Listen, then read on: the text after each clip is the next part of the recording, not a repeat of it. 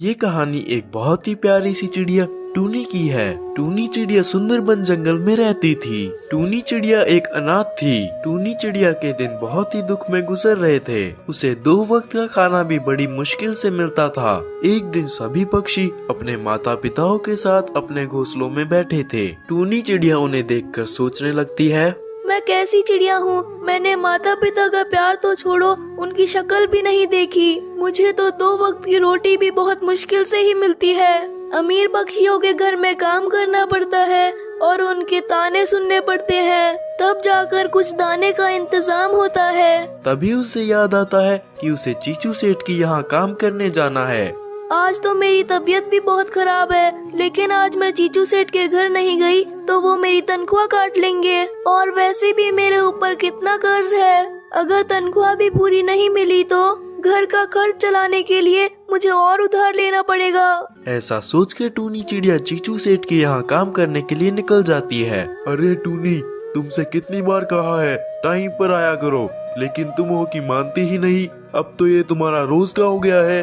कल से तुम्हें काम पर आने की कोई जरूरत नहीं। नहीं नहीं सेठ, अगली बार से ऐसा नहीं होगा।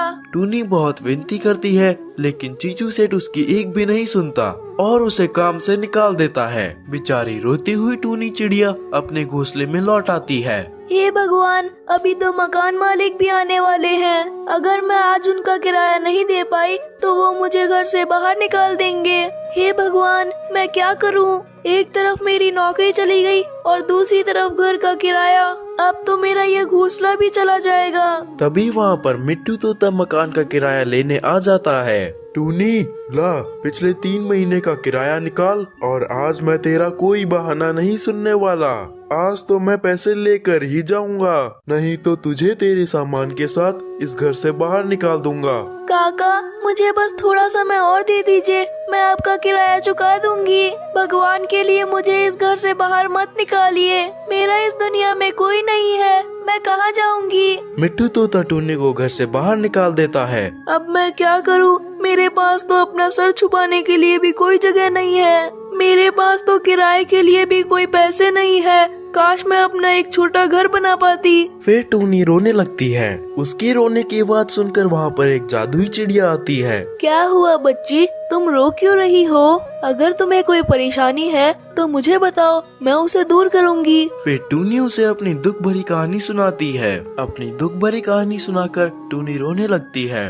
रो मत टूनी, तुम्हें ऐसा क्यों लगता है कि तुम अपना घर नहीं बना सकती? तुम्हारा घर बनाने में मैं तुम्हारी मदद करूंगी। चलो आ जाओ, अभी घर बनाने के लिए कुछ सामान लेकर आते हैं। फिर वो जादुई चिड़िया टूनी को नदी के दूसरे पार ले जाती है और एक सुनहरी मिट्टी के ढेर के पास ले जाकर कहती है, टूनी, इस मिट्टी के ढेर को तुम अपनी चोंच में भर लो। इसी सुनहरी मिट्टी से मैं तुम्हारे लिए घोंसला बनाऊंगी। लेकिन ये कौन सी जगह है? मैं यहाँ पर पहले कभी नहीं आई हूँ। मैंने पहली बार इतनी चमकदार मिट्टी देखी है। टूनी, तुम ये समझ लो कि ये मिट्टी तुम्हारा घर बनाने के लिए है। तुम पूरे जंगल में इस मिट्टी के बारे में किसी को मत बताना। ये तुम्हारे और मेरे बीच का सीक्रेट है। ठीक है, मैं किसी को कुछ नहीं बताऊंगी। इसका मतलब पूरे जंगल में सबसे सुंदर और अच्छा घर मेरा ही होगा। हाँ, मैं हूँ ना। अब इस पूरे जंगल में सबसे अच्छा घर तुम्हारा ही होगा। इस घर से तुम्हें कोई भी बाहर नहीं निकाल पाएगा। उसके बाद टूनी उस सुनहरी मिट्टी को अपनी चोंच में भर लेती है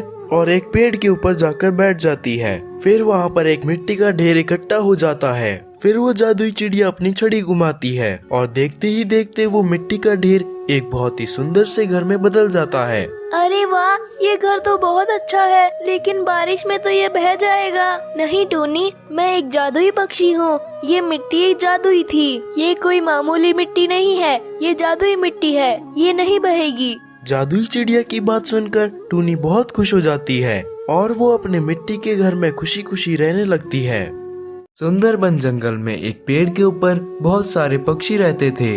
उन पक्षियों में से रॉकी कबूतर और सोनू बुगला दोनों बहुत अच्छे दोस्त हुआ करते थे। वो दोनों खेत खलियानों में अपने लिए दाना चुगने जाते थे और खुशी खुशी रहते थे। एक दिन वो दोनों भोजन की तलाश में जंगल में गए। पहले उन दोनों ने अपना पेट भरा, फिर एक पेड़ के नीचे बैठ गए। वो दोनों आपस में बातें कर रहे थे। रॉकी ने सोनू से कहा, भाई तुम शादी क्यों नहीं कर लेते? जीवन साथी होने से समय अच्छा व्यतीत हो जाता है। जब भी मन उदास या परेशान होता है तब अपने मन की बात हम उसे कह सकते हैं। सोनू बोलता है, भाई तुम ही करा दो मेरी शादी, कोई सीधी सादी पत्नी ढूंढ दो मेरे लिए। कबूतर भी अपनी दोस्ती निभाना चाहता था, इसलिए उसने हाँ बोल दी। रॉकी ने कई दिनों तक सोनू के लिए पत्नी ढूंढी, लेकिन उसे नहीं मिली। एक दिन रॉकी अपनी पत्नी के पास जाकर सोनू की शादी की बात चलाता है। अरे तुम चिंता ना करो, मेरी एक सहेली है, वो बहुत सीधी और भोली है, मैं उससे बात करती हूँ। फिर टूनी अपनी सहेली से बात करती है और उन दोनों की शादी हो जाती है। अब वो दोनों एक दूसरे के साथ हंसी खुशी रहते थे। एक दिन सुबह के समय रिमझिम बारिश हो रही थी।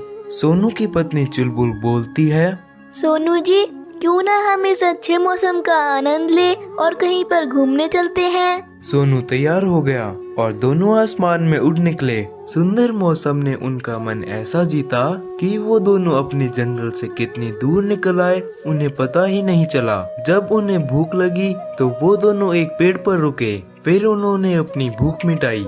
फिर जब वो दोनों उड़कर अपने घर आ रहे थे उससे पहले ही शाम हो गई। उन्होंने रुकने के लिए एक अच्छा सा पेड़ देखा।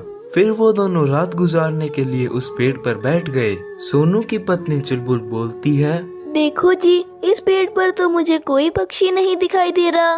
तब सोनू ने गौर से देखा तो उसे उस पेड़ के खोखले में एक उल्लू बैठा दिखाई दिया। सोनू जी, सारे पक्षी तो मिलजुल कर रहते हैं, लेकिन ये पक्षी अकेला क्यों रह रहा है? चुलबुल, ये उल्लू है। ये अलग ही तरह का पक्षी है, इसीलिए तो लोग इसे उल्लू कहते हैं। कोई भी इसके साथ रहना पसंद नहीं करता।